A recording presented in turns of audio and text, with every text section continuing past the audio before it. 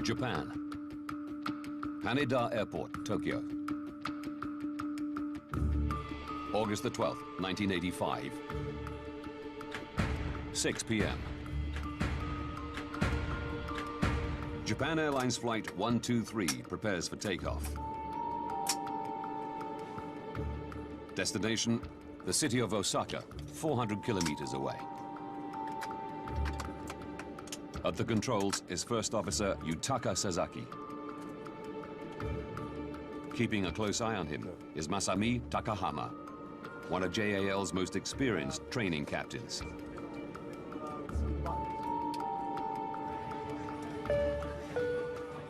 "26-year-old American Ward Wallach is one of a handful of foreigners on board. My brother Ward became obsessed with Japan while he was studying as an undergraduate. Now a postgraduate student in Tokyo, Ward has embraced Japanese life despite standing out. Ward dwarfed his Japanese friend. To me, he looked like Christopher Reeves. He looked like Superman.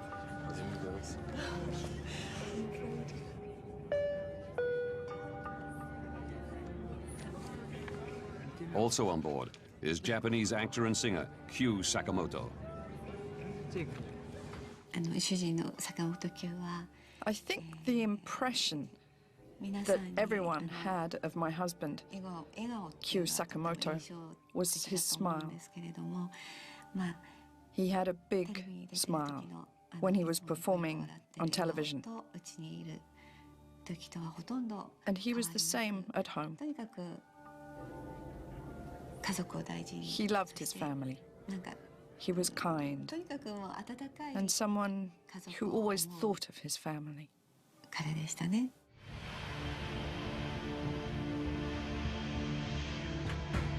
6:12 p.m. Haneda Airport Tower gives JAL 123 the all clear to take off. Weather conditions are fine. The crew expect a short, routine flight.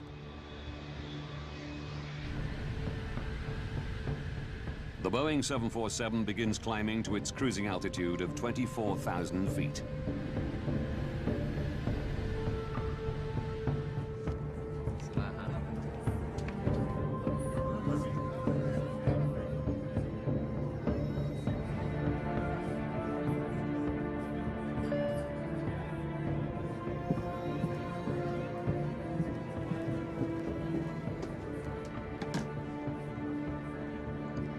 Passenger needs to use the bathroom. Be careful, please. Make it quick. 6:24 p.m.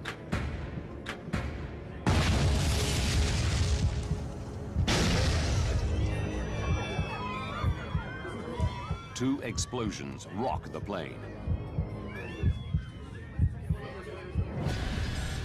Something exploded. The gear door. Check the gears. The aircraft's flight controls don't respond.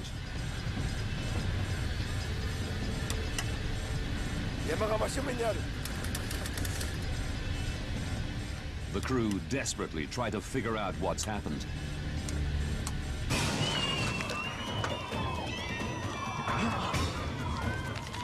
Cabin pressure drops.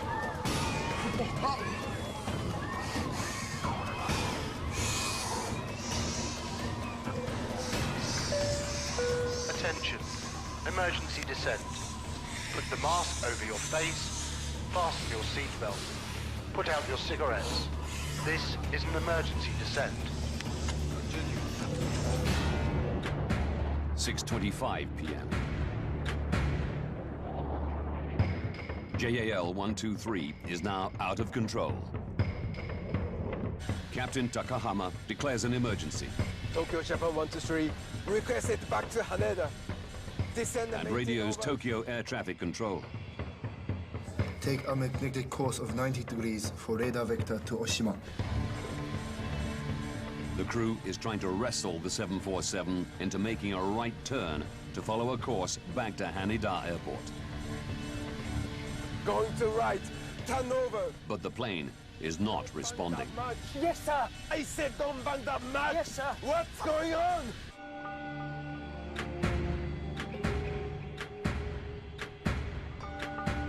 Tokyo Air Traffic Control radios JAL 123. Japan 123, please confirm you have an emergency. That's affirmative. What is the nature of your emergency?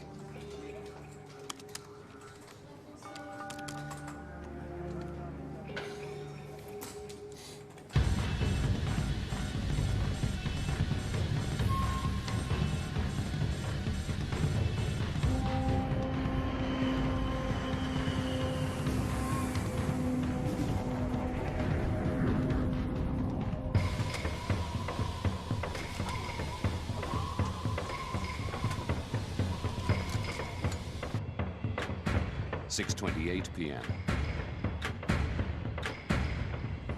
Japan Air 123, fly heading 090, radar vector to Oshima. The plane appears to be heading away from Tokyo Haneda Airport. Japan Air 123, Roger, understood.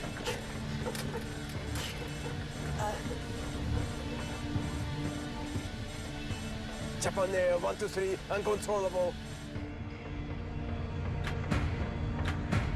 Tokyo Control suggests heading for the closer Nagoya Airport, 133 kilometers away. Your position is 72 miles to Nagoya. Can you land in Nagoya? No, negative. Request back to Haneda. The crew want to aim for the longer runway at Tokyo's Haneda Airport.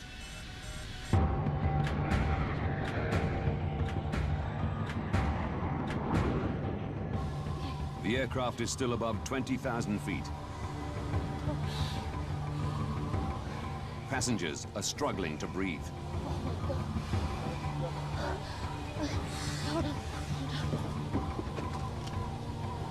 There's damage at the back. I don't know what to do. People can't breathe. Captain, the oxygen mask in 5 right failed. I think we better descend. Hi. The pilots attempt to lower the plane's altitude to increase the cabin's oxygen levels. Nose down. Nose down. Yes, sir. Nose down. Use both hands. Both hands. Yes. 6:38 p.m. Doesn't work. How about putting the gear down? To create drag and slow down the 747, the crew drop its landing gear. But a controlled descent is proving impossible.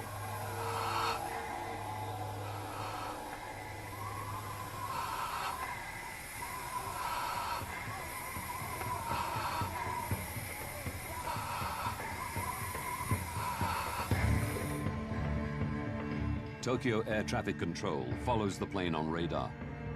Over the next 3 minutes, the aircraft does a complete 360-degree turn, losing altitude all the time.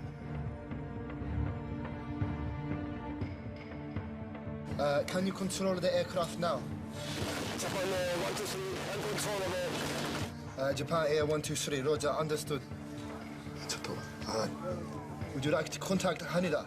Keep it as it is. This may be hopeless.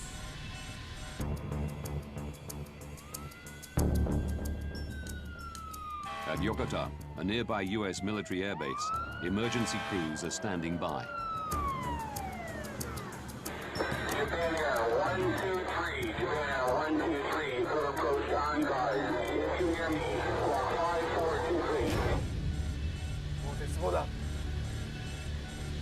Is the gear down? 6:47 p.m. The plane has dropped to 7,000 feet. But with little control over its heading, the pilots now face new dangers. Hey, there's a mountain ahead. JAL 123 is now miles off course, deep in the mountainous region northwest of Tokyo. Turn right. There's a mountain there. Take control to the right. Right turn. Right turn, that's right. We could hit the mountain. Yes, I know. The crew battle to lift the aircraft out of danger. Left turn. Put the power on. Left turn now. Left turn.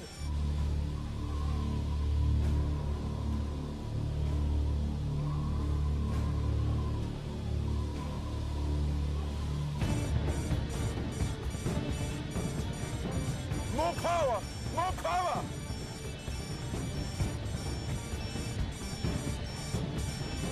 Max power. 6:53 p.m. The pilots wrestle the plane up to 13,400 feet. But it's still 65 kilometers northwest of Tokyo Airport. All air traffic control can do is watch.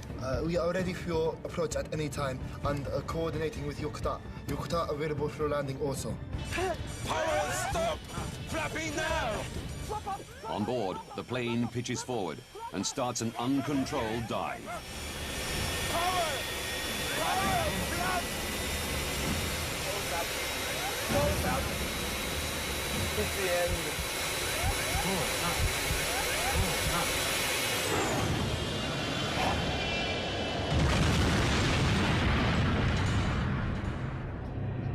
Japan Air 123, do you read? Japan Airline 123, do you read? The plane disappears from radar. 123, do you read?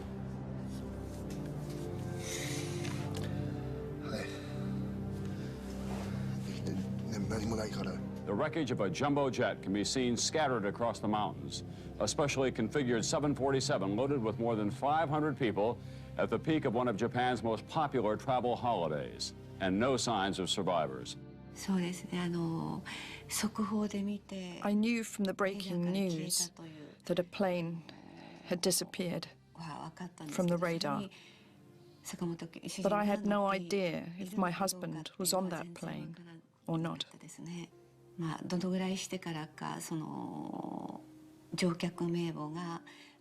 I can't remember how much later it was when we were able to read out the passenger list. When it was announced on television. When I heard it, I knew for certain he was on that flight. How can I put it?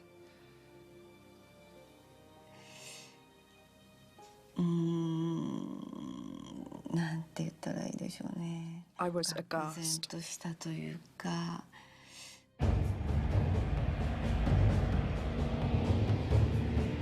Just 18 minutes after the plane disappears, a U.S. Air Force C-130 locates the wreckage on a ridge of Mount Oshtaka, 100 kilometers northwest of Tokyo.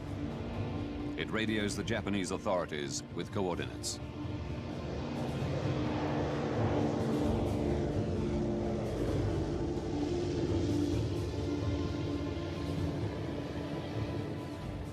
The U.S. offers military assistance.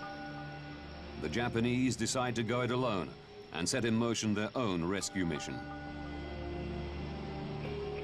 In charge are the Japanese Self-Defense Forces.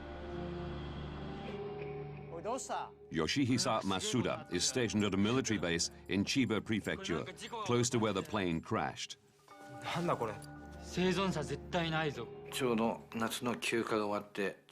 It was just as I returned to headquarters after my summer leave. The base was in uproar. I asked a colleague what was going on, and I was told that the whereabouts of a JAL flight were unknown. The night the plane crashed, the base was put on standby, and people were saying that we were probably going to go out. A Japanese helicopter sent out reports no sign of survivors. The mountain terrain and lack of equipment for nighttime operations slows any larger Japanese rescue effort. It doesn't reach the site until 14 hours after the crash. Miraculously, 4 survivors are found, despite spending a night on the mountainside.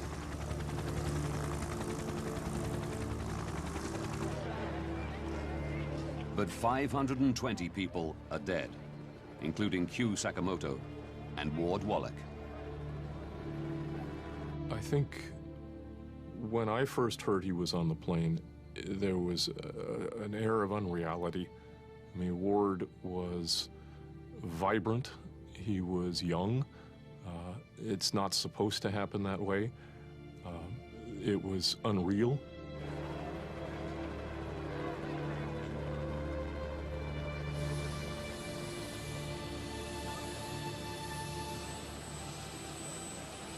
Shortly after the crash, survivors recall hearing the screams of passengers in the wreckage dying out during the night. Physicians at the scene note some of the injuries they found would not have been fatal if help had arrived sooner.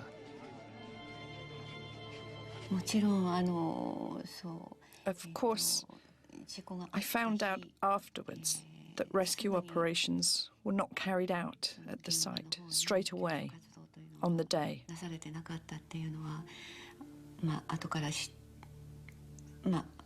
But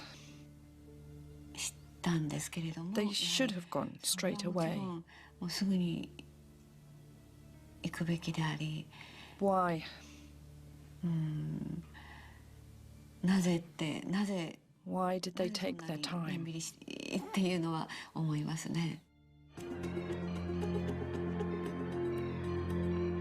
Now, by rewinding the events and going deep into the official investigation, we can reveal what lay behind the deadliest single air accident in aviation history.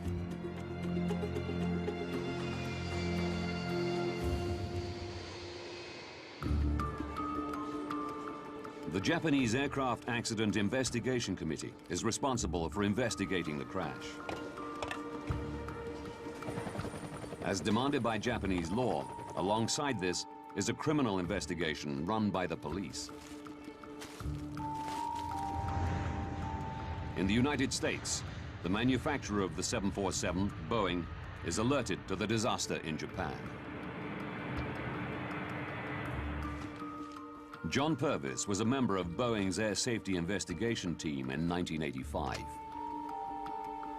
When we learned about this airplane and realized it was a 747, we were concerned, along with everybody, that this accident could really tarnish the reputation of the airplane, because at the time it was the largest commercial jet flying. With the lives of millions of 747 passengers at risk, the United States National Transportation Safety Board, or NTSB, want answers to why this American-built plane crashed. NTSB Representative Ron Schleed is assigned to investigate. There was an extreme concern that if there is a mechanical problem, that it could be a generic flaw, and that could affect the entire fleet. An investigation team of Boeing engineers and members of NTSB heads for Japan. But once there, gaining access to the site proves difficult. When we arrived in Tokyo and got to the hotel and first met the Japanese, it was clear there was some problems in getting access to the information that was known and to the accident site eventually.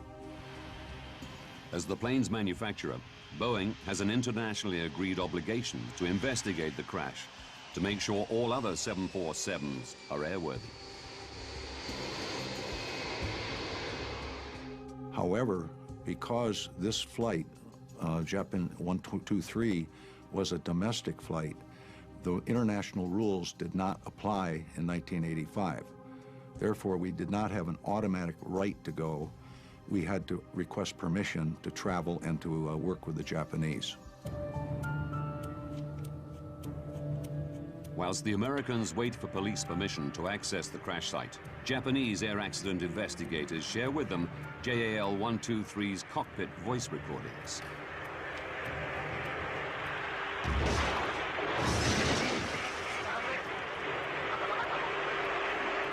We could hear explosion on the voice recorder. In fact, there were two loud explosions, one right after the other.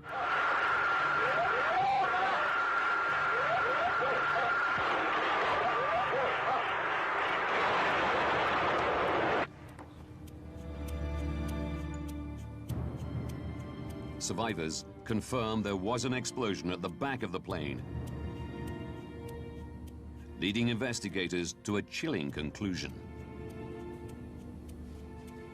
Worldwide in the 1980s, there had been several terrorist acts, hijackings and bombings of airplanes.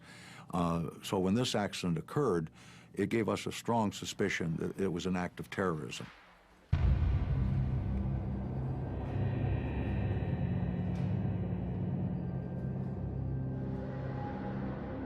We were very highly suspicious that this was a bomb. Further evidence of a possible bomb detonation comes to light in Sagami Bay, 153 kilometers south of the crash site.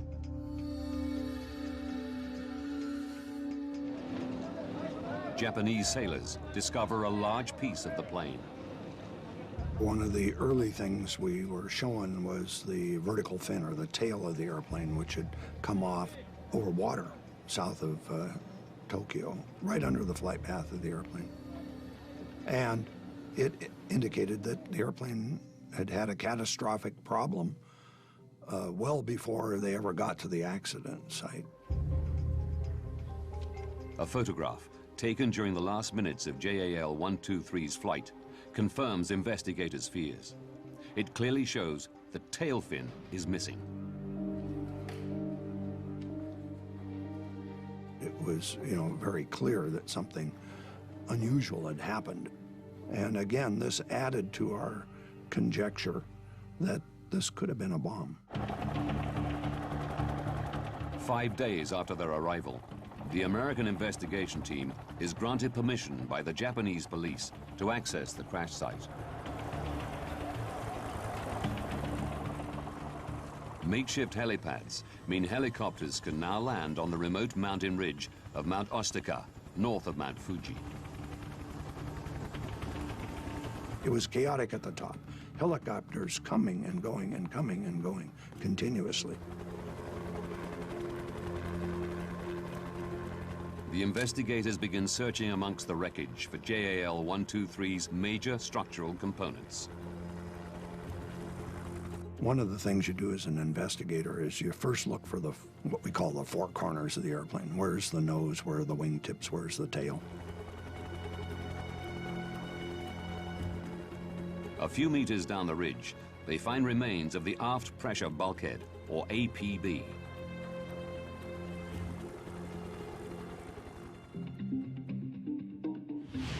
This circular structure is made of a series of overlapping metal plates riveted together.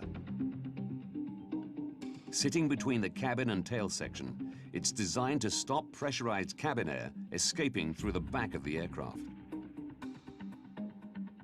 When we first saw the bulkhead, it was, of course, torn up and badly damaged into many pieces, 6 or 8 or 10 major ones and some little ones. And the pieces were kind of triangular shaped. They ran from the center of the bulkhead out to the edge, something like a chunk of an umbrella. The investigators study the APB for the telltale signs of bomb damage. A bomb leaves very distinctive evidence on the metal when it explodes. It has so much energy that's more energy than you can generate in an actual aircraft crash. But most of the bulkhead wreckage displays damage consistent with a high-speed impact. One of the general observations when metal is ripped apart, it'll leave a distinctive, what I call a sawtooth shape of a fracture, and it's just ripped apart. We saw evidence of that in the aft part of the aircraft and in most of the aft pressure bulkhead debris. It certainly wasn't caused by a bomb. Looking closer, they discover some unusual damage. There was one piece of the bulkhead that showed curious characteristics different than the rest of the wreckage from the bulkhead. In one area, 2 pieces had separated in a very straight line, as opposed to the rest of the bulkhead, which had been torn and ripped in overload. It just separated or failed differently, and I wanted to know why. The team want to examine the bulkhead section in their lab, but the police refuse permission, as their investigation to establish whether a criminal act is responsible for the crash is still ongoing. Because in Japan, the criminal investigation takes precedence over a safety investigation, This caused difficulty for the safety team to gain access to the accident site, to gain access to other data, including the wreckage that fell off the airplane. It complicated and delayed some of the safety investigation because the criminal investigators were in charge. The team invent an ingenious way around the problem. Boeing came up with a procedure to take replicas of the fracture surfaces, essentially a tape, like adhesive tape, that they would put on the fracture surface. It would not damage the fracture surface. It would take a mirror image of replica of the fracture, and then that could be examined in a laboratory. The investigators examined tape imprints and field sketches taken from the bulkhead section, displaying the unusual damage. It appears one bulkhead plate has sheared off along the line of rivets, joining it to its neighbor. This metal had torn through these holes.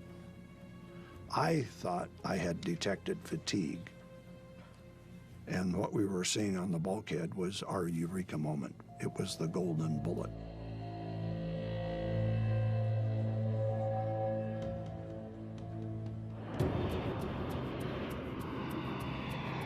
Having detected the telltale signs of metal fatigue, the investigators now need to know what caused it.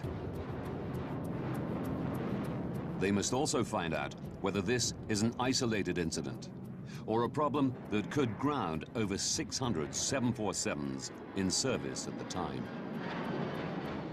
The investigators pore over the plane's history.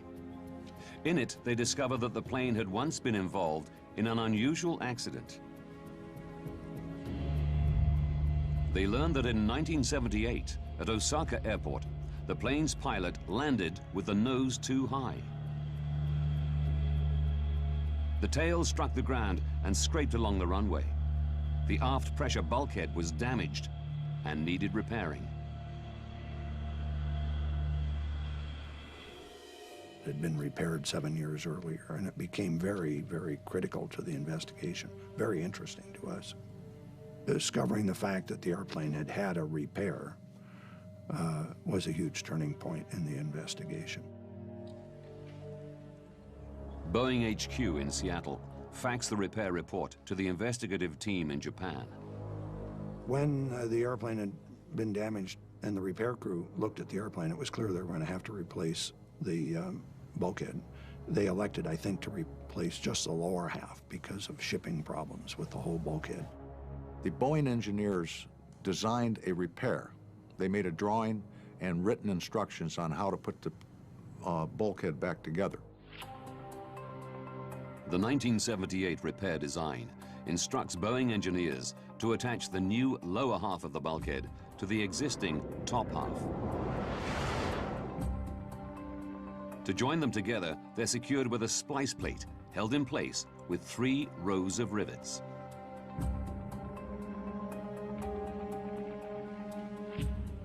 As the unusual metal fracture sheared off along the line of rivets, the investigators' suspicion falls on the join between the splice and the bulkhead's 2 halves. The team calculates what would happen if the repair used fewer rivets than required.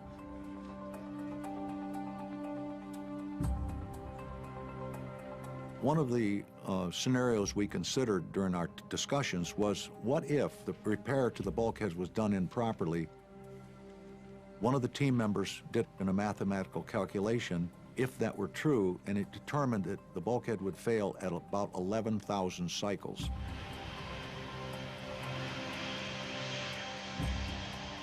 Remarkably, the plane had performed 12,319 takeoff and landing cycles since the repair, very close to the predicted number. It's a breakthrough moment. A faulty bulkhead repair could be behind the world's deadliest single aircraft crash. The investigators now need hard evidence to back up their theory. Japanese police again grant access to the crash site, so the team can examine the wreckage in more detail. So we went right to the area of the pressure bulkhead that had what I considered a curious-looking fracture. We discovered that the repair had not been done as designed. In the process, they had a place where they had to put in the splice plate, and it had been done wrong. The investigators discover the splice plate from the wreckage is an incorrect size. It appears that to make it fit, the engineers deviated from the repair design. The splice plate, in fact, had been cut into two pieces. The narrower section was fixed with a single row of rivets. The wider section of the splice was fixed with a double row. That rendered that section of the splice basically to 70% strength of what it would have been otherwise. Because of the faulty repair, just one row of rivets takes most of the force during every takeoff and landing pressure cycle. During each cycle, the bulkhead stretches and shrinks like the skin of a balloon. Tiny cracks form and grow around where the rivets punch through the metal. Some 12,000 cycles after the repair, the splice plate shatters. High-pressure air from the cabin bursts through the hole, weakening the bulkhead, causing it to fail explosively. This failure is heard as the first explosion, as high-pressure air from the passenger cabin bursts through the bulkhead. Left turn now! Left turn! Investigators now want to know the reason for the second explosion. Following the discovery of wreckage in Sagami Bay, they know that JAL 123 lost its tail fin 12 minutes into the flight.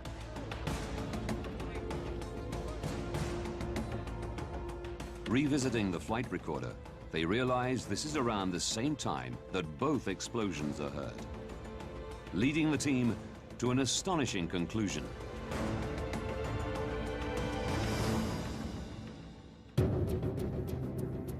As high-pressure air bursts through the failed bulkhead into the tail section, it blows the tail fin clean off. During the design of the 747, we didn't anticipate a vertical fin coming off or a pressure bulkhead blowing out, and it just wasn't something that was anticipated to happen. The investigators must now find out how an exploding bulkhead and lost tail fin led to the pilots losing control and the plane crashing.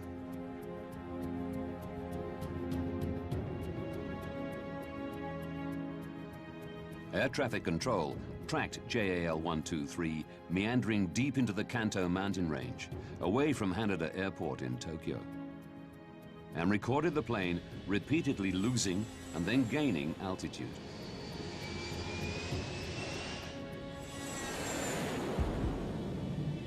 Through plotting the plane's flight path, the investigators recognize a familiar pattern, a type of aircraft motion called a phugoid.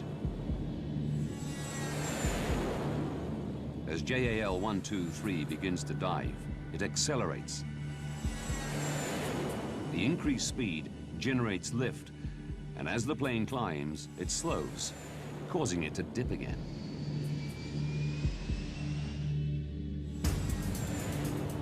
The investigators know this phugoid motion is indicative of an aircraft with inoperable control surfaces.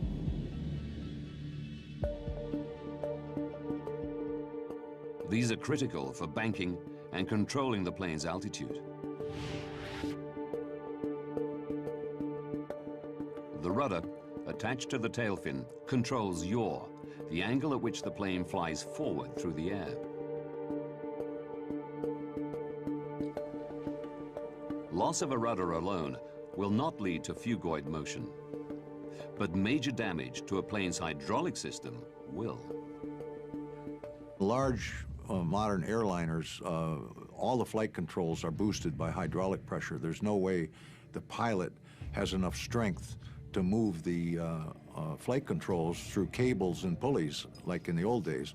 So the hydraulic systems power the flight controls.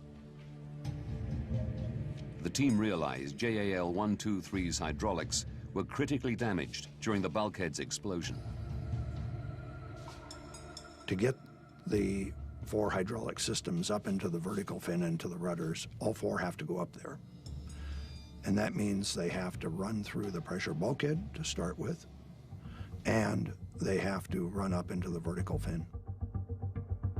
As the tail fin rips off, it severs critical hydraulic lines.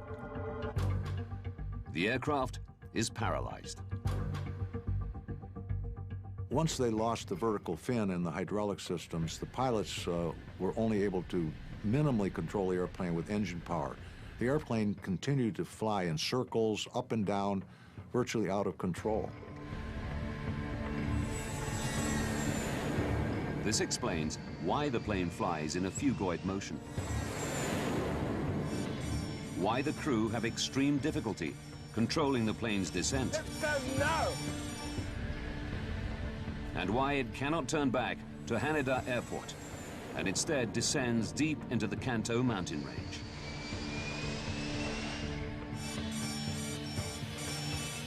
The crew's only option is to ride the throttle, trying to maneuver the plane by powering each of the engines separately. At the mercy of their stricken aircraft, there is nothing the pilots can do. A crash is inevitable.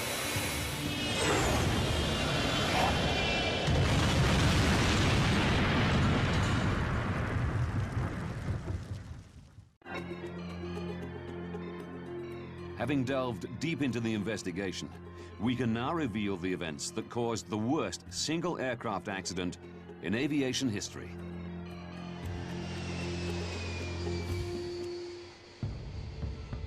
June the 2nd, 1978. 7 years to disaster. A JAL Boeing 747's aft pressure bulkhead is incorrectly repaired following a tail strike incident, leaving it critically weakened. 6:12 p.m., August the 12th, 1985. 44 minutes to disaster. The same JAL plane takes off from Haneda Airport, Tokyo.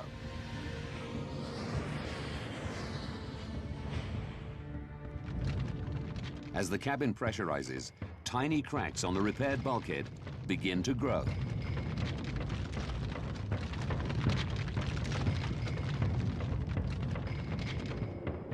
"32 minutes to disaster.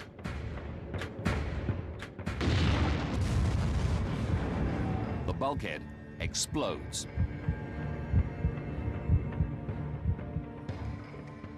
Pressurized air blasts into the plane's tail section, ripping off the tail fin and severing the hydraulic lines. 31 minutes to disaster. Captain Takahama declares an emergency. The pilots fight to control the aircraft, unaware that their basic flight controls are permanently disabled.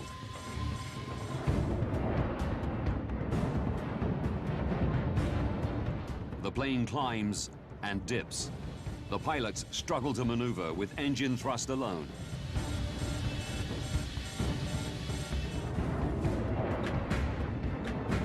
Eight minutes to disaster. Turn right. The pilots guide the plane down to 7,000 feet. Right. But it's now in the heart of the Kanto mountain range. 6:56 p.m.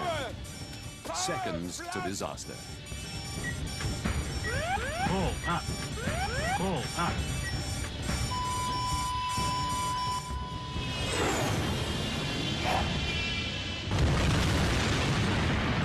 But the tragedy isn't over. Testimony from one survivor reveals that others also survived the impact.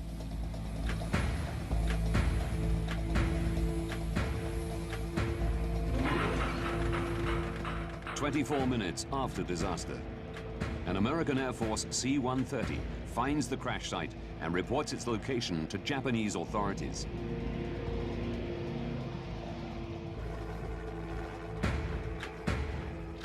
hovering Marine Corps helicopter offers to drop 2 men onto the mountain. But just a minute later, an order comes through demanding they return to base. 9 a.m., 14 hours after disaster, the first Japanese rescuers arrive on foot at the crash site. How many more passengers could have survived if U.S. forces had been allowed to land becomes a focal point for bereaved relatives. To this day, there is no clear understanding as to who declined U.S. help. No one in the Japanese self-defense force admits to ordering the U.S. crew to stand down. But in response to the crash and subsequent fallout, the Japanese self-defense forces did purchase helicopters and equipment designed for nighttime operations in mountainous terrain. The disaster also has profound ramifications for Japan's air industry. JAL President Yasumoto Tagaki resigns shortly after the accident. The JAL maintenance manager commits suicide. A terrible price had been paid, and now lessons had to be learned. One of the things I got out of this accident investigation was that the accident really was preventable if the engineering work on the repair 7 years before the accident had been scrutinized a little more carefully and done properly, the accident wouldn't have occurred. Boeing confirmed an incorrect repair caused the failure of JAL 123's bulkhead.